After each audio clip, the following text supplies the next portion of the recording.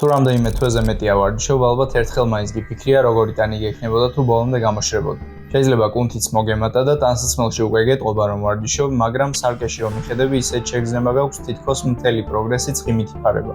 საბოლოოდ გადაწყვეტ რომ დიეტა უნდა დაიწყო და წონას იკლებ, მაგრამ იმის მაგივრად რომ კუნთი უკეთესად გამოჩნდეს, უბრალოდ პატარავდები და გამხდარ ცოტათი პუტკუნა თინეიჯერს მსგავსები. ასე რომ არ დაგემართოს წონის კლებას ცოტა უფრო ჭკვიანურად უნდა მივდგე, იმიტომ რომ გამოშრობაში ცხიმის დაკლებასთან ერთად კუნთის შენარჩუნებაც იგულისხმება, ეს კი ისეთი მარტივი არაა, როგორც უბრალოდ ნაკლების ჭამა. ამ ვიდეოში განვიხილავთ გამოშრობის 4 მთავარ პრინციპს, რომლებსაც ბოდიბილდერები იყენებენ შეჯიბრებისთვის მოსამზადებლად, ასევე ვნახავთ როგორი საჭმლის მიღება ჯობია, როცა მიზანი გამოშრობაა და ბოლოს გასწავლი პატარა ხრიკებს იმისთვის, რომ წონა შედარებით მარტივად დაიკლო და დაკლების შემდეგ ყველაფერი უკან არ მოიმატო. მოდი დავიწყოთ მთავარი პრინციპებით, მაგრამ სანამ მაგაზე გადავალთ, პირველ რიგში უნდა იცოდე, რომ გამოშრობას აზრი არ ექნება, თუ ცხიმის ქვეშ გამოსაჩენი არაფერია. ამიტომ გამოშრობის დაწყებამდე ჯერ უნდა დარწმუნდე, რომ საკმარისი კუნთი გაქვს. გამოშრობის გარეშეც კი, როცა მეტი კუნთი გაქვს, იგივე ცხიმის რაოდენობა უკეთესად გამოიყურება, იმიტომ რომ ამ ცხიმს უფრო დიდ ზედაპირზე უწევს გადანაწილება. ამიტომ როცა ეს პრობლემა მოგვარებული გექნება და შეამჩნევ, რომ საკმარისი კუნთი უკვე გაქვს, შეგიძლია დაიწყო გამოშრობაზე ფიქრიც. აქ კიდევ ერთხელ უნდა გავიხსენოთ, რომ მიზანი მხოლოდ წონის დაკლება არაა. იდეალურ შემთხვევაში მხოლოდ ცხიმის დაკლება გვინდა მაქსიმალური კუნთის შენარჩუნებით. ზუსტად ამის გაკეთებაში დაგვეხმარება გამოშრობის 4 მთავარი პრინციპი. შენი ორგანიზმი წონას მხოლოდ მაშინ იკლებს, როცა იმაზე ნაკლებს ჭამ, ვიდრე წონის შესანარჩუნებლად გჭირდება. როგორ დიეტასაც არ უნდა აკეთებდე, ეს ნაწილი უცვლელი რჩება. წონის დაკლება ენერგეტიკული დეფიციტის გარეშე ფიზიკურად შეუძლებელია, ამიტომ დეფიციტი რამენაირად უნდა შექმნა. ამის გასაკეთებლად ბევრნაირი გზა არსებობს და ამაზე ცოტა მოგვიანებითაც ვისაუბრებთ. მეორე, დარწმუნდი რომ დაკლებული წონა უმეტესად ცხიმია და არა კუნთი. კუნთის გაზრდა ძალიან ბევრ დროს და ძალისხმევას მოითხოვს, ამიტომ სამთვიანი დიეტისთვის ამდენი ძალისხმევის წყალში გადაყრა სისულელე იქნებოდა. კუნთის შესანარჩუნებლად ყველაზე კარგი საშუალება პროგრესული წინააღმდეგობაზე ვარჯიშია, იმიტომ რომ თუ არ ვარჯიშობ, შენს ორგანიზმს ზედმეტი კუნთის შენარჩუნების მიზეზი არ ექნება და იმასაც ისე დაშლის, როგორც ცხიმს. ვარჯიშის დროს კიდევ იმას მიაქცია ყურადღება, რომ ძალა დიდად არ დაგაგდეს. კი ბუნებრივია გამოშრობის დროს რაღაც ძალის დაკლება, მაგრამ სანამ ნორმალური ცხიმის რაოდენობა გაქვს ტანზე, ანუ 10%-ზე მეტი მაინც, დიდად არ უნდა დასუსტდე. თუ ასე ხდება, ანუ რაღაცას არასწორად აკეთებ. მესამე, აირჩიე სათანადო დეფიციტი. დეფიციტის ზომა განაპირობებს წონის კლების სიჩქარეს. ანუ რაც უფრო დიდია დეფიციტი, მით უფრო სწრაფად დაიკლებ წონას.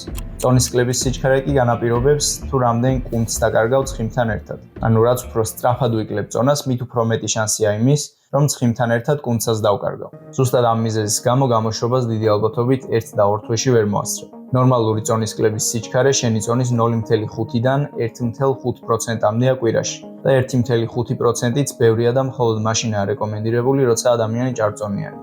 ჩვეულებრივ შემთხვევებში ადამიანების უმეტესობისთვის სხეულის წონის 1%-ის დაკლება კვირაში კარგი სიჩქარეა და უმეტესობას ამ სიჩქარით დასაკლებად დაახლოებით 400-500 კალორიის დეფიციტი დასჭირდება. და ბოლოს მეოთხე არის საკმარისი ცილის მიღება. ვარჯიშის გარდა კუნთის შესანარჩუნებლად ცილის მიღებაც აუცილებელია. ჩვეულებრივ შემთხვევებში ნორმა დაახლოებით 1.6-დან 2 გრამამდეა 1 კილოგრამ სხეულის წონაზე, მაგრამ დეფიციტით გამოწვეული კუნთის დაკარგვის თავიდან ასარდებლად ცოტა მეტიც შეიძლება იყოს გამართლებული, ანუ დაახლოებით 2.2 გრამი 1 კილოგრამ სხეულის წონაზე. ახლა ეს პრინციპები გასაგებია, მაგრამ ვიღაცას შეიძლება კითხვა გაუჩნდეს, რომ თუ ვარჯიშობ და თან კალორიულ დეფიციტში ხარ, საკმარის ცილას როცა მიიღებ, რა მნიშვნელობა აქვს დანარჩენი კალორიები საიდან მოვა. ანუ რატომ არ შეიძლება მხოლოდ საკმარის ცილა მიიღო და დანარჩენი კალორიები მაგალითად ნამცხრით შეავსო. სიმართლე ისაა, რომ შეიძლება. თუ ჯანმრთელობა დიდად არ გაინტერესებს და მხოლოდ სხეულის ცვლილებაზე ხარ ორიენტირებული, შეგიძლია საკმარისი ცილა მიიღო და დანარჩენი კალორიები რითაც გინდა იმით შეავსო. მაგრამ ასეთ კვებას რამოდენიმე ძალიან დიდი პრობლემა აქვს, რაც მის გაკეთებას არც ისე ეფექტურს ხდის. პირველი ისაა, რომ fast food-ში ძალიან ხშირად პატარა რაოდენობებში ბევრი კალორია შედის. ძალიან მარტივად შეგიძლია 1 ნაჭერი პიცის ჭამა, ისე რომ თავი საერთოდ არ იგრძნო დანაყრებულად, მიუხედავად იმისა, რომ 1 ნაჭერ პიცაში შეიძლება 300-400 კალორია შედიოდეს. ამას რომ შევადაროთ, ნებისმიერი ხილი და ბოსტნეული იგივე კალორიებზე იმდენად მეტი საჭმელი გამოვა, რომ შეიძლება ერთ დაждომაზე ვერ შეჭამო. ანუ პირველი მიზეზი შიმშილთან ბრძოლაა. შეგიძლია მხოლოდ საკმარის ცილა მიიღო და დანარჩენი ნამცხვარი ჭამა, მაგრამ დიდი ალბათობით მხოლოდ 2 ნაჭერი ნამცხვარი გამოგიო და დანარჩენი დღე მშიერი უნდა იყო. მეორე მიზეზი სიგემრიელია. ვინ ჭამს მარტო 1 ნაჭერ პიცას, განსაკუთრებით მაშინ როცა ქშია. ადამიანების უმეტესობას ერთის გასინჯვის შემდეგ მადა უძლიერდება და 2-ან 3-ს ჭამს. გემრიელ საჭმელზე უარის თქმა დაწყებამდე უფრო მარტივია, ვიდრე შუა პროცესში, როცა უკვე ჭამ, რაც ადრე თუ გვიან ზედმეტი კალორიების მიღებას გამოიწვევს. და მესამე მიზეზი არის მიკრონუტრიენტების ნაკლებობა. ტრადიციულად ჯანსაღ საკვებში, ანუ როგორც არის ხილი, ბოსტნეული და ბურღულეული, გაცილებით მეტი ვიტამინები და მინერალები შედის, ვიდრე ნებისმიერ გადამუშავებულ საკვებში, როგორც არის მაგალითად პიცა. ზუსტად ამ მიზეზების გამო წონის კლებისას ნაკლებად გადამუშავებული, უმეტესად მთლიანი საკვების მიღება უკეთესია. მაგრამ ამ ცოდნის მიუხედავად, ბევრი მაინც ვერ იკლებს ცხიმს. რაც იმის გამო არის, რომ ადამიანების უმეტესობამ უკვე იცის რა უნდა გააკეთოს, უბრალოდ არ იციან როგორ. გეგმის დასახვა ყველას შეუძლია, მაგრამ ამ გეგმის შესრულება შემდეგ არც ისე მარტივია ხოლმე. კიდაც დაიკლო წონა ადამიანების დაახლოებით 80-90% რაღაც დროის მერე წონას უკან იმატებს. ამიტომ რაღაცა უნდა მოვიფიქროთ, იმისთვის რომ დაკლების შემდეგ წონა შეინარჩუნო და არც დაკლება იყოს ძალიან რთული. პირველი და ყველაზე მთავარი რჩევა, რაც ამ მხრივ შემიძლია მოგცე, ისაა, რომ ისეთი შეზღუდვა ერჩიო, რომელიც ყველაზე ნაკლებად შემზღუდველია შენთვის. ყველამ ვიცით, რომ წონის დაკლება თუ გინდა, იმას ვერ შეჭამ, რაც გინდა და კალორიული დეფიციტი აუცილებელია, მაგრამ ამ კალორიული დეფიციტის მიღწევა ბევრნაირადაა შესაძლებელი და ზოგიერთი შეიძლება უფრო მარტივი იყოს შენთვის. მაგალითად, ჩემთვის კალორიების და მაკრონუტრიენტების დათვლა რთული არაა. როდესაც ცხიმს ვიკლებ, ზუსტად ვიცი ხოლმე რამდენი კალორია უნდა მივიღო და რამდენი უნდა იყოს აქედან ცილა, ცხიმი და ნახშირწყალი. დათვლა იმის საშუალებას მაძლევს, რომ რაც მინდა ის ვჭამო, იმიტომ რომ სანამ ყველა მაკრონუტრიენტს საჭირო რაოდენობით მივიღებ, ზუსტად ვიცი, რომ წონა ქვევით წავა. ვიღაცისთვის კალორიების დათვლა შეიძლება ზედმეტად რთული და სტრესული იყოს. ამ შემთხვევაში სხვა შეზღუდვის მეთოდს გამოვიყენებდით, მაგალითად დროის შეზღუდვას.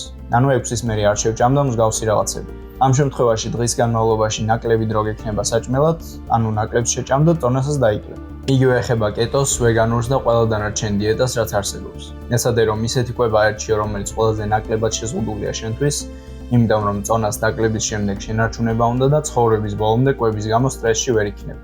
მეორე საქმის გასამარტივებელი ხრი კი არის სიზარმაცის სასარგებლოდ გამოყენება. ჩიფსით სავსე გამჭვირვალე კონტეინერი ხელით მისაზდომ ადგილზე თუ მიდევს, უფრო მეტია იმის შანსი რომ შევჭამ, ვიდრე დახურულ შეღებილ კონტეინერში, რომელიც შორს დევს. ანუ თუ ისეთ საჭმელს, რომელიც წონის კლებაში ხელს გიშლის, ისეთ ადგილას შეინახავ, რომ ყოველ წამს ვერ ხედავდე და მონდომების შემთხვევაშიც თავის შეწუხება გიწევდეს, რომ მიაგნო, მისი ჭამის შანსიც მოიკლებს. ერთი სიტყვით შენი გარემო ისე უნდა მოაწყო, რომ თვითკონტროლის გამოყენება ხშირად არ გიწევდეს და მაშინაც კი, როცა ცუდი საჭმლის ჭამა მოგინდება, მისი მიღება არც ისე მარტივი იყოს, რომ თავის გაკონტროლებაში სიზარმაცეც დაგეხმაროს. ამ ყველაფერს თუ გაითვალისწინებ, გამოშვებასთან ერთად კუნთსაც შეინარჩუნებ და წონის დაკლების პროცესი უფრო მარტივიც იქნება, რაც იმას ნიშნავს, რომ დამთავრების შემდეგ გაუკონტროლებელი ჭამის სურვილი არ გექნება, ანუ ყველაფერს უკან ერთბაშად არ მოიმატა. ამ ვიდეოსთვის სულ ეს არის და ლაიქი თუ მოგეწონა და გამოიწერე არხი, რომ შემდეგი არ გამოტოვო.